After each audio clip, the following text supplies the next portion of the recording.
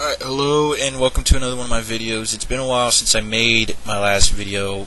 I don't exactly know how long, like a friggin' year or something, but I'm gonna try and start to make more. I've been pretty busy, and I'm still pretty busy now, but I'm getting bored and I need something to do, so I'm gonna try and start making these videos again.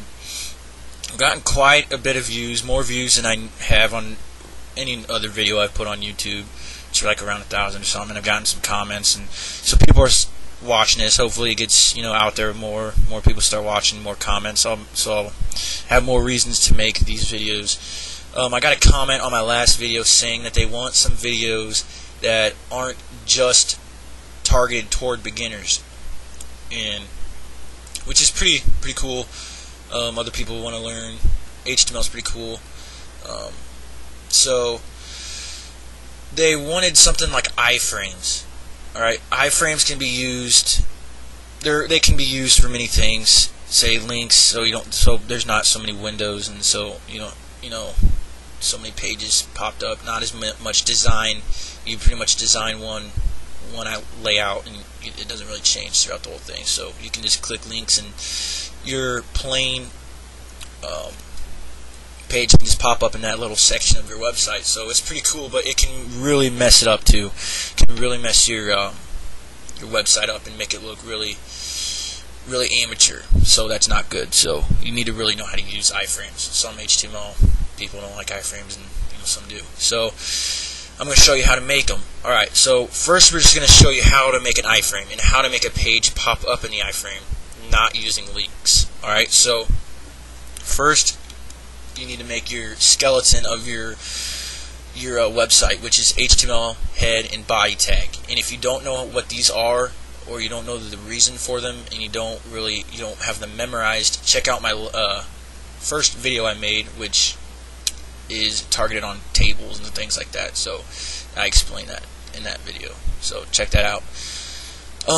If you haven't gotten this typed out yet, pause the video here and start it back up when you're ready.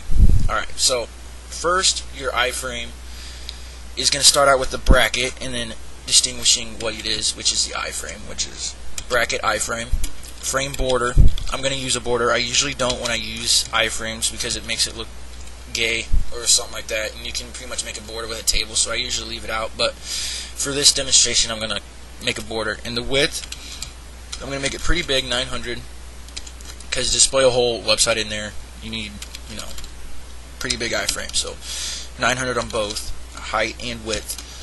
And then you need to name it. You need to distinguish what this, when you're calling it in a link for future preferences. So I'm going to put frame in there for the name. And then go down a few lines and slash iframe. Alright, and then to make a site pop up, you need to put in SRC, which is short for source. Quotations, don't forget the quotations or it might not work. And then put your URL in there, which I'm going to use Google. Alright, and then file, save. Alright, so here we go. We got the Google showing up here, and you can see the border. If you don't want that border there, just put 0 in frame border. So let's go back to the Notepad window. Alright, so we're back into the iframe Notepad window.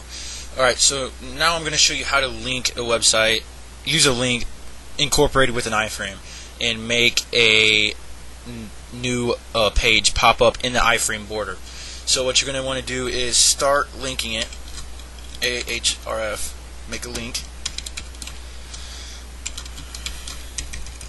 and we're going to make you go to Google, so I'm going to type go to Yahoo, and inside the quotations here after the href, type in the URL to Yahoo, www.yahoo.com.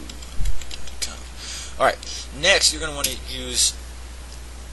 to type target. And if you type none in this target, this isn't what the whole lesson is surrounded by, but if you type none in the target quotations, a new window will pop up when you click on that link. So if you're on Google and they have a link to Yahoo and you click the link, it will pop up a new window showing Yahoo. So you'll have a window for Google and a window for Yahoo.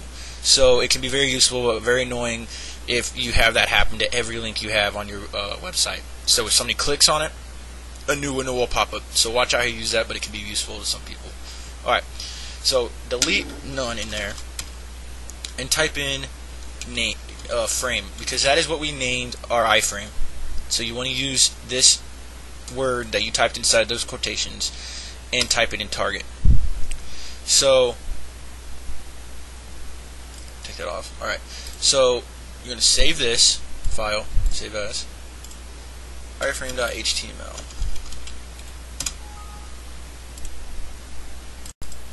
Okay, so we opened up our file, and so now we got the go to Yahoo link, and we have Google already popped up in our iframe border, inside our border right here.